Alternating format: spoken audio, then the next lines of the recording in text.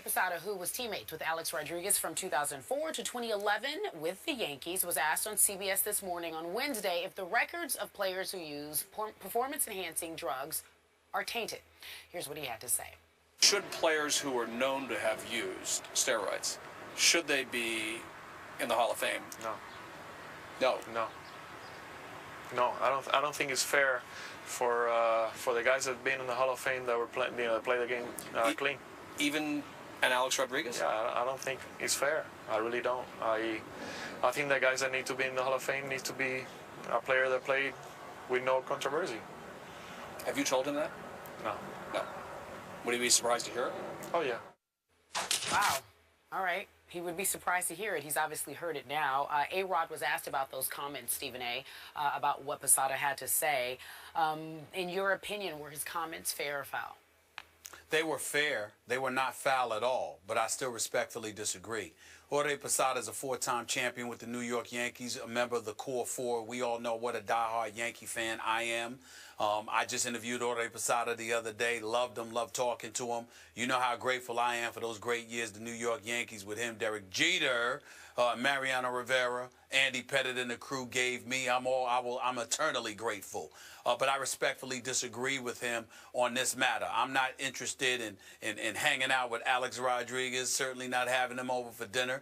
I think he's a pathological liar. I think he threw people under the bus. I think both he and Ryan Braun should be ashamed of themselves for how they acted in their zest to cover their lies so much, the people that they were willing to hurt in the process. So when I see them exercising any level of contrition, to me it shouldn't be for performance-enhancing drug use. It should be because of the individuals they were willing to throw under the bus to cover up their PED use.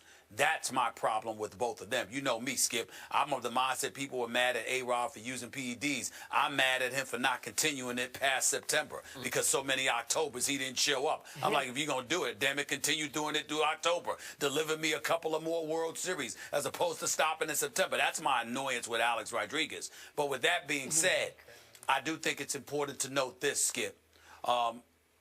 Alex Rodriguez, everybody ain't smacking home runs. That Mitchell report had over 100 names, 103 to be exact. How many people smacked over 660 home runs? He's at 662 and counting. He has a lifetime batting average of 299. I can't ignore those kind of numbers. And when you take into account the fact that there was once upon a time, for a significant chunk of that time, in baseball where PEDs were not being tested for, the owners didn't seem to care. It was basically allowed. Well, the belief was no rules were really being broken.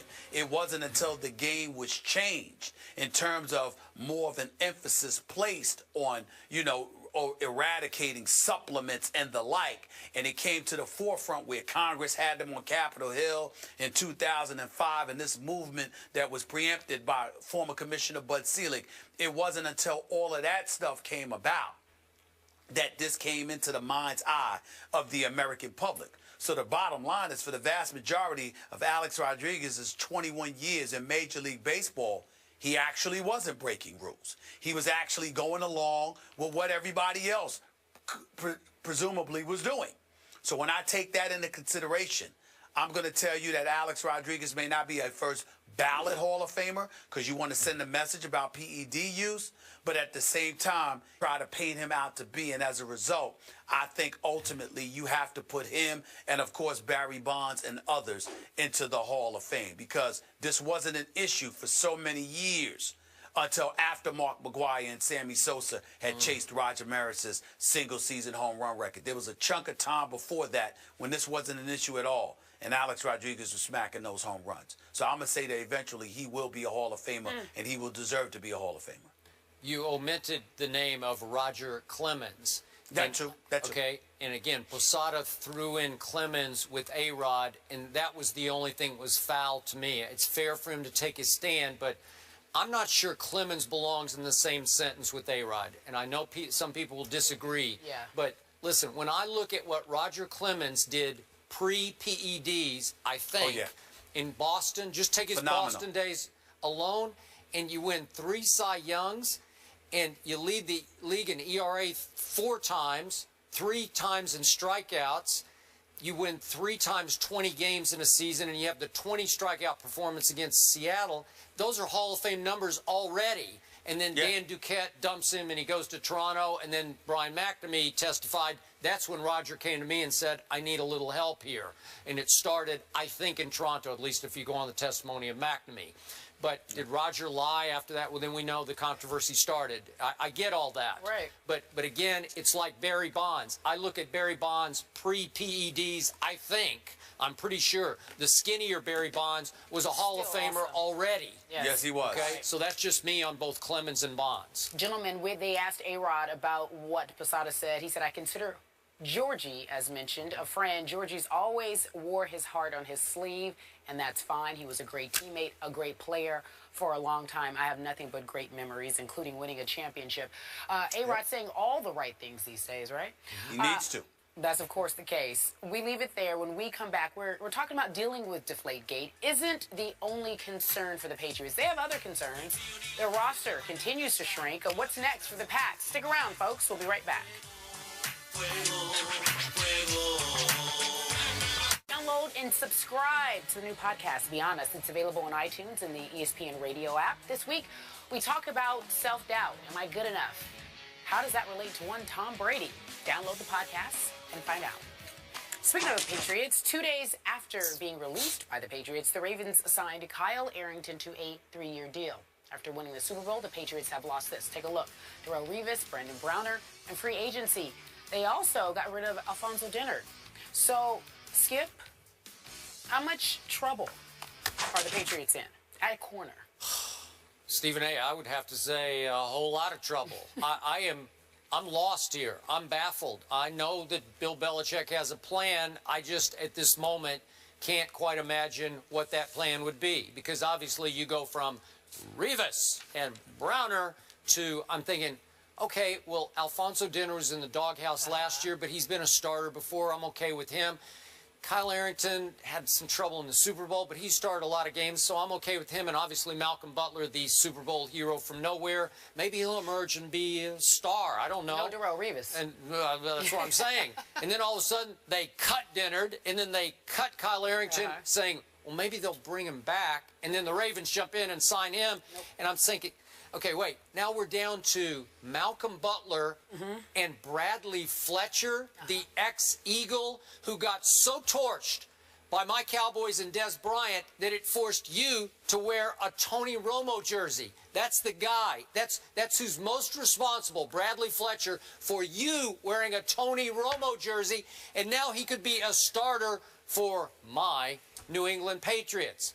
Malcolm Butler and wait, Bradley Fletcher? What is up with that? That could be a superstar tandem. You never know. Well, well, first of all, I didn't know that we were talking about the San Antonio Spurs. I thought it was football instead of basketball because you sound like the same brat that talks about the San Antonio Spurs. Let's pump the brakes a little bit. We understand that they lost Revis, they lost Browner, they lost Wilfork. We get all of that. Obviously, that's a big loss, and there's reasons to be concerned about their defense. But they still have Belichick, and we've got to believe that somehow, some way, he's going to find a way at least to keep them respectable. From the offensive side of the ball, they're returning practically everybody of significance. When you combine that with the fact that they were they scored the 4th most points in the NFL at over 29 points a game last year, I definitely think that's something to take into consideration. You still have Edelman, you still have Amendola, you still have Gronkowski, okay, you still have Blunt, you will have Brady, whether it be after 2 games, after 4 games, or all 16 games. We have yet to find out, but they'll be highly motivated. They're returning about 18 starters. So when I look at it from that perspective, Skip, if the only thing of concern I have for the Patriots is the fact that they took a shot at Hartline out of Miami. He signed elsewhere. They took a shot at Reggie Bush. He signed elsewhere. I forgot who else it was. I think Percy Harvin. He ended up going to Buffalo.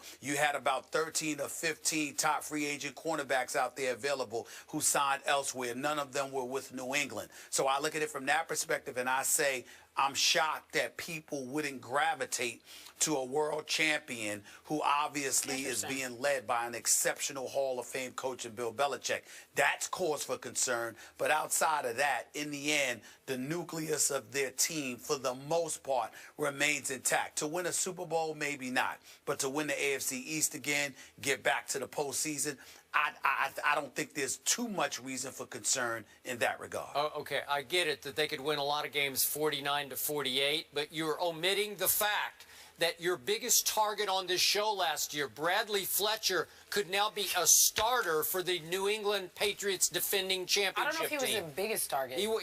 Well, he was well, all over I agree him. with that, but it's a difference between playing for Chip Kelly and playing for Bill Belichick. Well, that's fair, and I hope you're right about that. But Yep. I don't know. Maybe there's some ace in the hole we're not seeing. I'm sure Belichick has something going on. We've got to wrap the show. Stephen A., since you're in Chicago, the game is official tonight, so I'm assuming that we will all watch. Make sure that he's there. Make sure you watch. On ESPN. We'll talk about it tomorrow. We'll see you. Have a good afternoon.